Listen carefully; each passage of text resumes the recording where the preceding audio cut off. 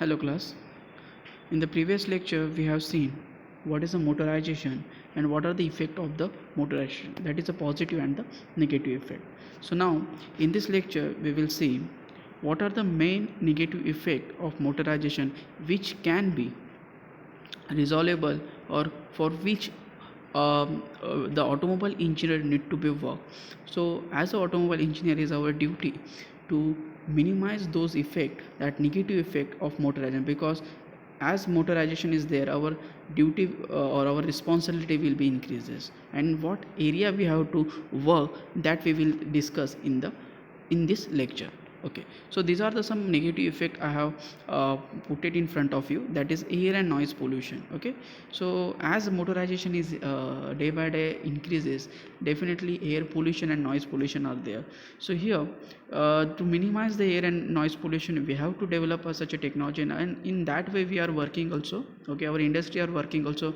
We have started from the BS1 and we are now introducing a BS6 without or just keeping the BS5 technology. So we are working in that way, but if we need to work more efficiently than it, because if we are working because as population increases, our technology is not developing that rate. So definitely in a few days, if our technology is not developed in that rate only, then definitely the shifting of technology will be there. It means that government are start to say we have to adopt the electric vehicle, or we have to adopt the hybrid vehicle. So in that way what will happen in case of the electric vehicle, our chance of IC engine is, or we can say we have to omit this IC engine completely, or in case a hybrid vehicle, there is a few chances still available to have IC engine in vehicle.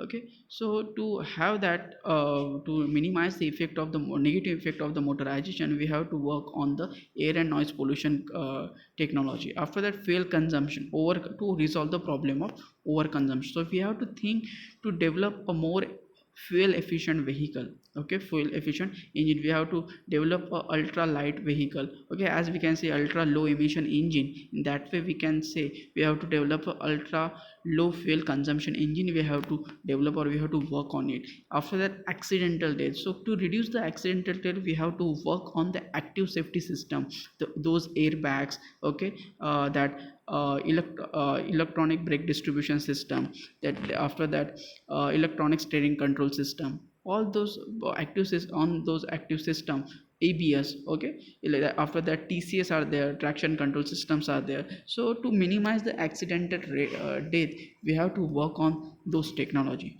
So this is a negative effect, and we have to work on it. And what will whenever we are sum upping that negative effect, then what are the tasks allotted to us, that is there are two societies are working for it. One is the governments, and the or we can say to resolve those problems, we have to develop a strict national policies related to road safety and emission.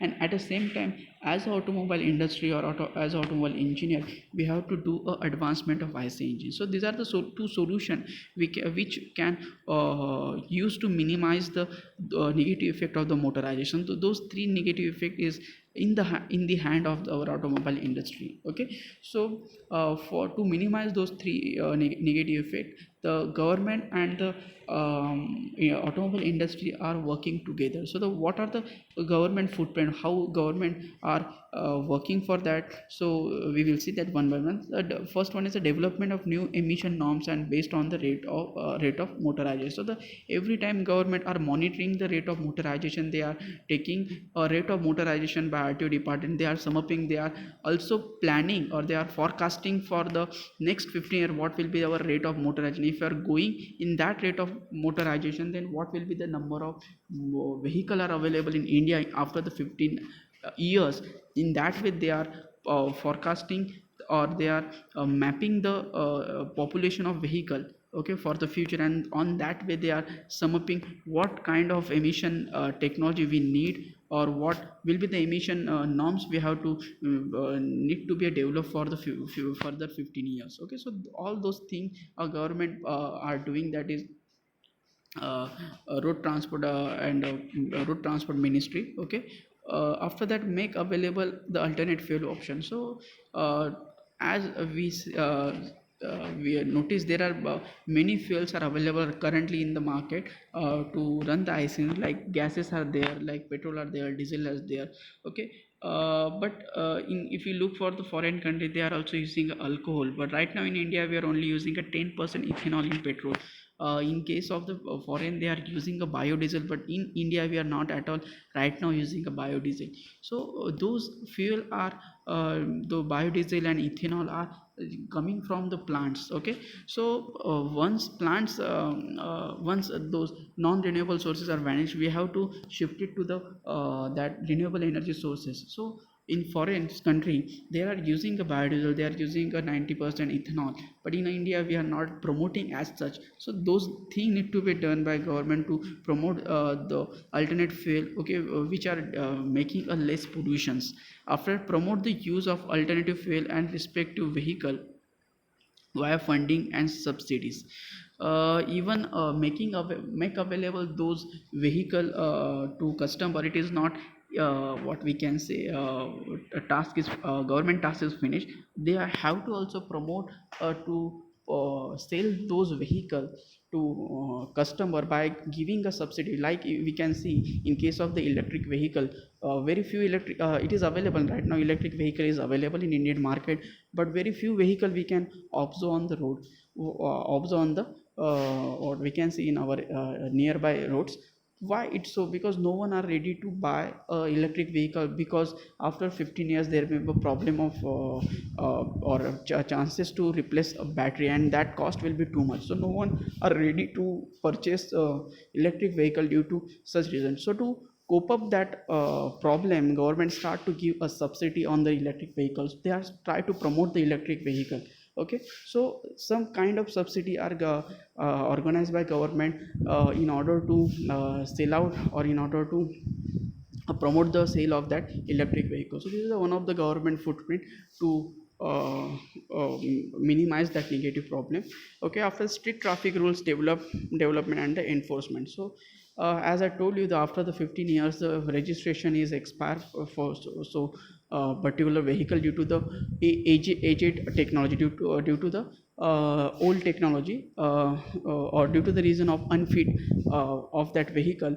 After the 15 years vehicle need to be re-registered. So that policies need to be apply strictly, that the pollution PUC certificate need to be checked very strictly. So all those policy are made by the government in order to resolve the problem. Now we will see the what are the OEM footprint, that is automobile industry footprint, what automobile industry are doing right now. So they are try to use of alternate fuel, they are just making R&D on use of alternate fuel, what kind we can use alternate, in what percentage we can use alternate fuel, whether biodiesel is sufficient, or whether blending is possible, gas and petrol blending is possible, or whether diesel and gas blending is possible. On that technology they are working. Okay, after exhaust treatment they are developing exhaust treatment technology, new exhaust treatment technology. They are developing a closed loop control system. Okay, so we will see what are the closed loop control system, but they are working on the closed loop control system. In short, if I want to explain you what is a closed loop system, it is nothing but the input taking signal. For example, there are many sensors are our vehicle are coming with the number of sensors, but in case of the conventional vehicle or old vehicle, there was number of sensor is very less. So as number of sensors are increases, we are taking a feedback from the various system over the system, and we are processing it. So as uh, we are taking a number of input from the sensor, we are making a closed loop feedback system. Okay, so whenever closed loop feedback system is there, the thing is that we can ensure our efficient working of the system. Okay, so those thing is done by the OEMs. After that, integration of the system, here they are trying to integrate a two different system on one platform. For example, fuel injection system and ignition system, they are integrating in such a way, they are communicating with each other in order to have efficient burning of fuel. Okay, that is ignition and fuel injection system are try to integrate in one system. Okay, in previous case, ignition system was working independently, and the ignition system is working independently, means fuel injection system was working independently and ignition system was working independently, and so they are not sharing any information in between them regarding to the ignition timing, regarding to the fuel injection angle. Okay, they are, or fuel injection timing, they are not sharing the information. Due to that, what happened, they are working independently, and that much efficiency or that much power we are not able to extract from the given amount of charge. So those are the problem was there in the old vehicle, but nowadays those are resolved, and company are try to make more efficient those integration in order to make emission level at low, make or extract a more power from the same amount of or same cc of vehicle. So those are the integrating, they are integrating the mini system together. After the redesign of NVH and engine characteristic, NVH is nothing but the noise, vibration and harshness. So they are making engine more silent. Okay, even diesel engine, if we compare old diesel engines and the current diesel engines, so current diesel engines have become more silent, right, today's date. So it is just because they are making working on the NVH characteristic of the vehicle. Okay, they are controlling the vibrations. Okay, everything they are working on it, so that's why the NVH characteristic of vehicle get enhanced nowadays. So these are the footprints of government and the footprint of OEM on which they are working to pull down the negative effect of the motorization. We will see in next lecture the footprint of government and footprint of OEM in detail. Okay, one by one. So here I have only give you a brief overlook on the of the topic, that is effect of the motorization. Thank you.